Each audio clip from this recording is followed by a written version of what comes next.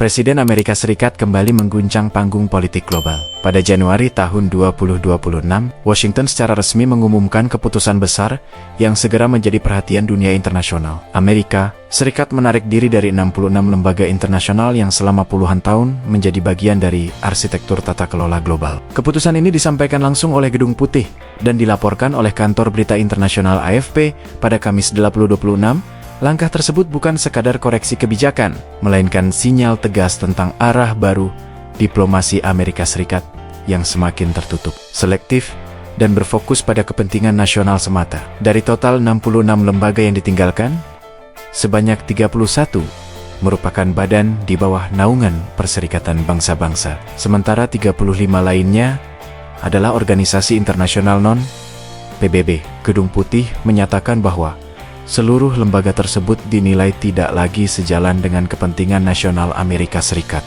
Pemerintah beranggapan, keanggotaan dalam organisasi-organisasi tersebut tidak memberikan manfaat strategis maupun keuntungan ekonomi yang sepadan dengan biaya dan komitmen yang harus ditanggung. Dengan kata lain, Amerika tidak lagi melihat urgensi untuk tetap berada di dalam sistem multilateralisme global yang selama ini justru dianggap membatasi ruang geraknya. Keputusan ini langsung memicu gelombang reaksi di berbagai belahan dunia. Banyak pihak menilai langkah tersebut sebagai salah satu penarikan diri terbesar Amerika Serikat dari tatanan internasional sejak berakhirnya Perang Dunia Kedua selama puluhan tahun. Amerika dikenal sebagai salah satu arsitek utama sistem global, mulai dari perdagangan, kesehatan, pendidikan, hingga isu lingkungan. Namun kini, negara tersebut justru memilih mengambil jarak dari lembaga-lembaga yang sebelumnya turut ia bangun dan danai. Salah satu penarikan diri yang paling menonjol adalah keluarnya Amerika Serikat dari Konvensi Kerangka Kerja Perserikatan Bangsa-Bangsa tentang Perubahan Iklim atau UNFCCC.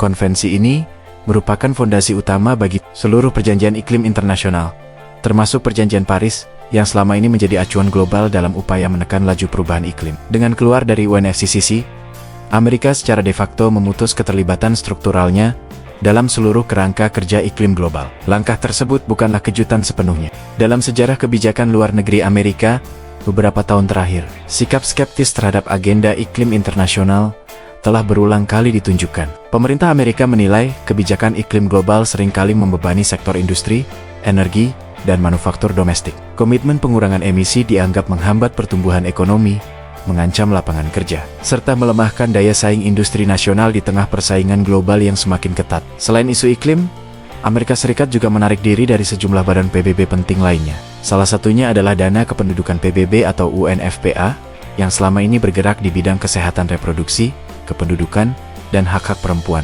Keputusan keluar dari UNFPA menandai berakhirnya dukungan Amerika terhadap berbagai program kesehatan ibu dan anak di negara berkembang yang selama ini banyak bergantung pada kontribusi dana dari Washington. Amerika juga menghentikan keanggotaannya dalam konferensi PBB tentang perdagangan dan pembangunan atau ANP. Lembaga ini berperan penting dalam membantu negara berkembang meningkatkan kapasitas perdagangan, memperkuat struktur ekonomi, serta menghadapi ketimpangan global. Penarikan diri Amerika dari ANP dinilai sebagai sinyal bahwa Washington tidak lagi ingin terikat pada kerangka pembangunan global yang bersifat kolektif dan redistributif. Tak berhenti di situ, Amerika Serikat kembali menarik diri dari organisasi pendidikan, keilmuan, dan kebudayaan PBB atau UNESCO.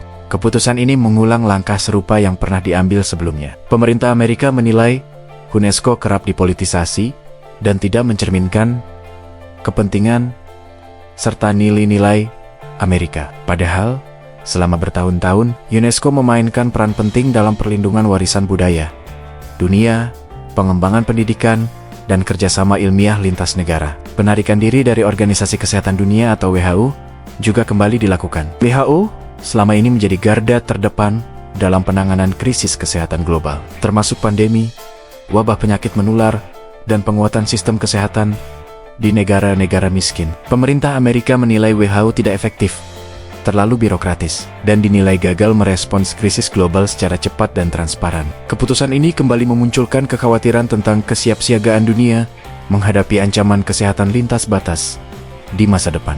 Bersamaan dengan penarikan diri dari puluhan lembaga internasional, pemerintahan Amerika juga memangkas bantuan luar negeri secara signifikan. Pemotongan ini berdampak langsung pada operasional berbagai badan PBB di lapangan. Banyak program kemanusiaan, kesehatan, pendidikan, dan pembangunan terancam kekurangan dana. Amerika selama ini dikenal sebagai salah satu donor terbesar bagi sistem PBB. Ketika aliran dana tersebut dihentikan, dampaknya tidak hanya dirasakan oleh lembaga-lembaga internasional, tetapi juga oleh jutaan penerima manfaat di negara berkembang. Di dalam negeri Amerika Serikat, kebijakan ini memicu perdebatan hukum dan politik yang tajam. Konstitusi Amerika Serikat memang mengatur dengan jelas proses penandatanganan dan ratifikasi perjanjian internasional yang melibatkan peran Senat. Namun, mekanisme penarikan diri dari perjanjian dan keanggotaan internasional tidak diatur secara eksplisit.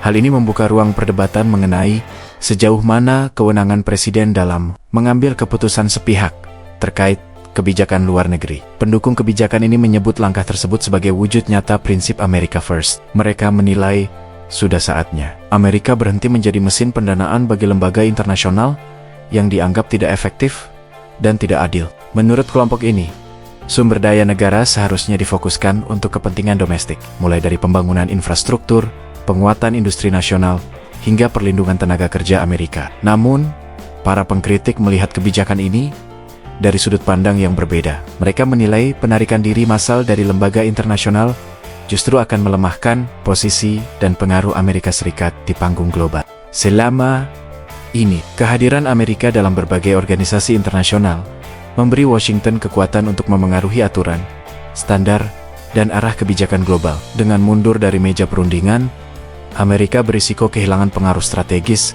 yang kemudian dapat diisi oleh negara-negara lain. Kekhawatiran juga muncul terkait masa depan tatanan global berbasis multilateralisme. Selama puluhan tahun, kerjasama internasional menjadi fondasi dalam menghadapi tantangan lintas negara. Mulai dari perubahan iklim, krisis kesehatan, konflik, hingga ketimpangan ekonomi. Ketika salah satu aktor utama memilih menarik diri, sistem tersebut berpotensi mengalami fragmentasi dan ketidakpastian. Meski menuai kritik dan kontroversi, Gedung Putih menegaskan bahwa keputusan ini bersifat final. Pemerintah menyatakan bahwa Amerika Serikat tetap terbuka untuk bekerja sama secara bilateral dengan negara-negara lain. Selama kerjasama tersebut dinilai menguntungkan dan tidak mengikat secara berlebihan. Dengan kata lain, Washington tidak sepenuhnya menutup diri dari dunia, tetapi memilih berinteraksi dengan syarat dan aturan yang ditetapkan sendiri. Kebijakan ini menandai perubahan mendasar dalam cara Amerika Serikat memandang perannya di dunia. Dari negara yang selama ini menjadi pendorong utama multilateralisme,